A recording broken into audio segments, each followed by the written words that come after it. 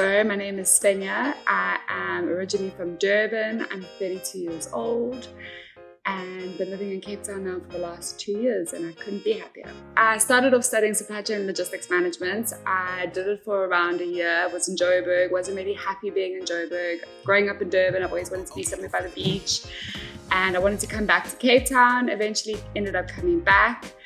And I was actually only meant to be here for a couple of months, and then I was planning on moving overseas. But I ended up staying longer than expected. Was looking for some roles and seeing where I could get myself into, and just taking it from there. Anyways, ended up getting into language recruitment because I speak German, and a recruitment company was actually looking for roles for me. And then eventually I was like, wait a second, maybe I can come and recruit for them.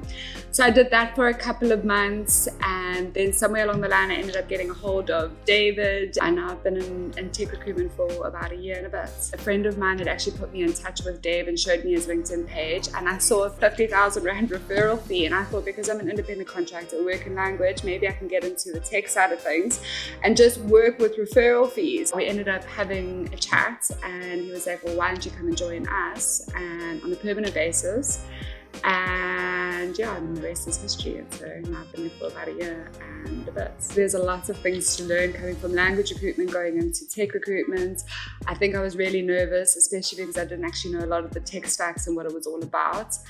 But there is a good internal system of people that are helping one another. So you want to make sure that you can find your colleague, who is the account manager for a client, to find the right candidate, and they want to make sure that you find the right candidate so no one's wasting time. So everyone ends up actually helping one another.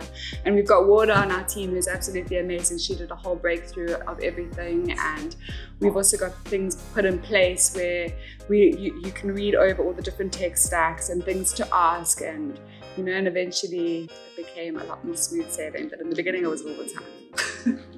What makes me stand out as a recruiter is, I think, my easygoing personality. I think I'm very easy to speak to. I come with a lot of chilled, relaxed vibes, none of this like interrogation. It's a lot more easier for people to speak to me, and I've got a hell of a lot of drive. And the thing, especially within our company, working as an independent contractor, I think you need to have the diligence to actually put in the work, because it can become so easy that you end up not doing anything because there's nobody that's like down your throat, like telling you what you need to do or any of this. And if you lack any of that self-control to actually put in any of the effort, you're going to put yourself at a very big downfall where you can easily just sit back and be like, okay, I'm not going to do anything. So I think a lot of diligence and hard work and perseverance and good vibes. I think some of the challenges that one can have during recruitment, dealing with candidates, you get their CV, they seem more interested, but then all of a sudden you see their CV and they're lacking so much information that I think we need to help get them to update their CV and put it in a better presentable way that we can send it through to companies that's going to make them want to actually interview.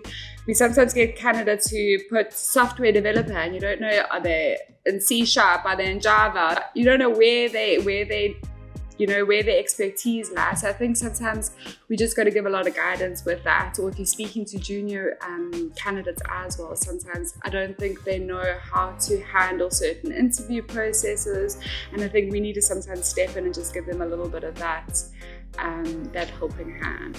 I watch a lot of YouTube videos that helps me and gives me a little bit of guidance on how best to actually process certain things. They've actually also present like a whole bunch of different tools, and I usually use LinkedIn. I try and specify and use Boolean search. If a candidate has got their CV up to date as much as possible, they are more likely to be found through recruiters with all the different key points when you're searching for them. My advice that I would give is make sure your CV has as much information about what you do, the type of activities you've done. So if you can showcase your skills as much as possible, have your LinkedIn profile updated to a T so that like I said earlier with the Boolean searches, if I'm searching for something, I know you're 100% going to pop up. Just make sure that you come with your best foot forward, you are enthusiastic about the role, you know exactly what the company is about, what the job is about, what you actually bring to the table from what they're looking for.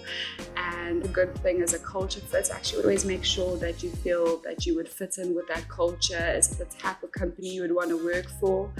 And yeah, I think that's a good start.